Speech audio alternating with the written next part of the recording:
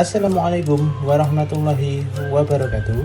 Saya perwakilan dari kelompok 4. Di sini saya akan mempresentasikan yang berjudul leasing.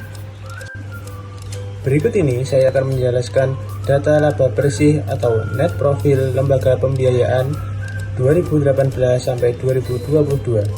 Perusahaan pembiayaan finance company pada 2018 menghasilkan laba bersih sebesar 1539, sedangkan 2019 menghasilkan laba 16,96, pada 2020 menghasilkan laba 4,92, pada 2021 menghasilkan laba 14,53, sedangkan 2022 menghasilkan 19,90. Berikut ini adalah pengertian dari leasing.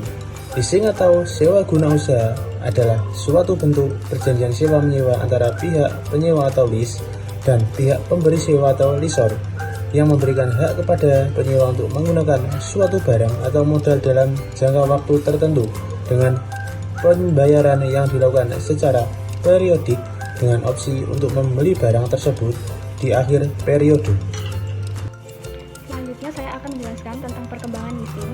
Jadi leasing pertama kali berkembang di Amerika Serikat pada tahun 1950-an dan mulai diadopsi secara global.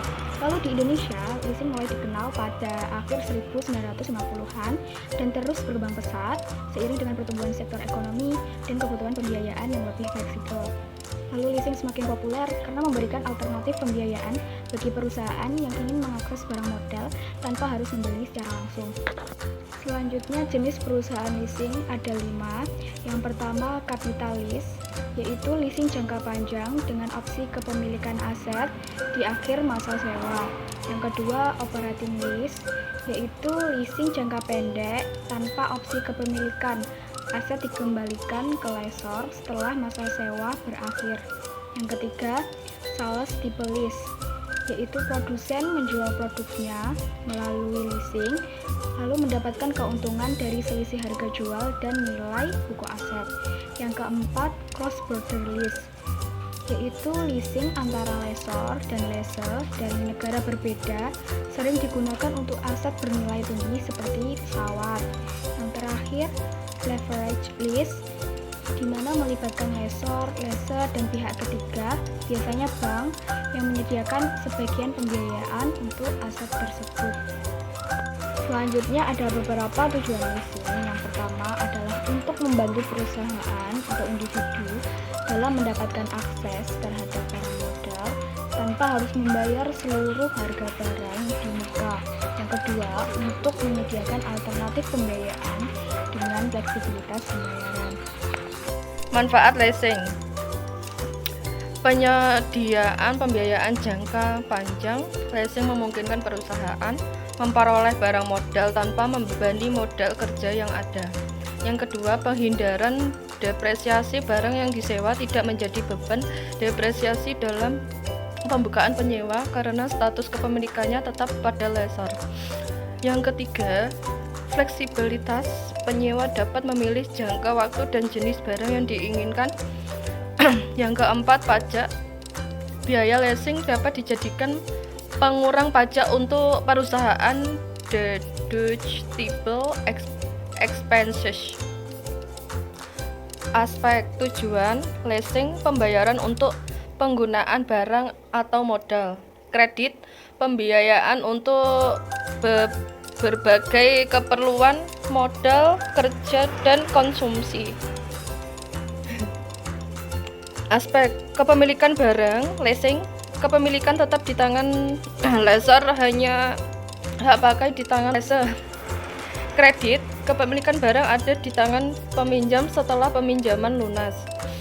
Aspek pengambilan barang leasing: barang dikembalikan setelah masa sewa selesai atau operasional lease. Kredit: barang tetap menjadi milik peminjam setelah cicilan selesai.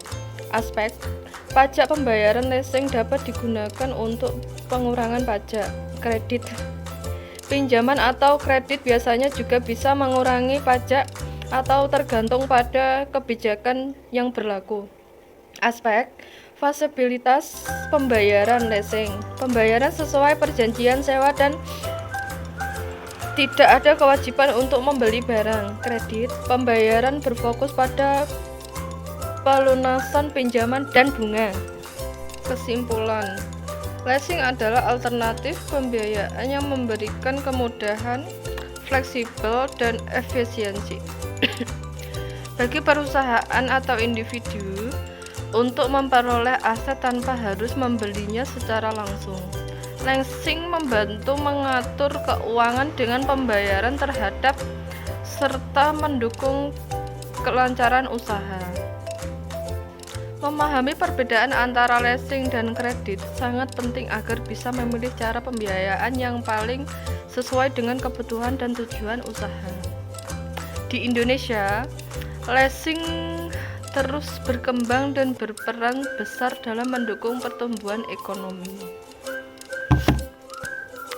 Sekian penjelasan dari kelompok kami, kurang lebihnya saya mohon maaf. Wassalamualaikum warahmatullahi wabarakatuh.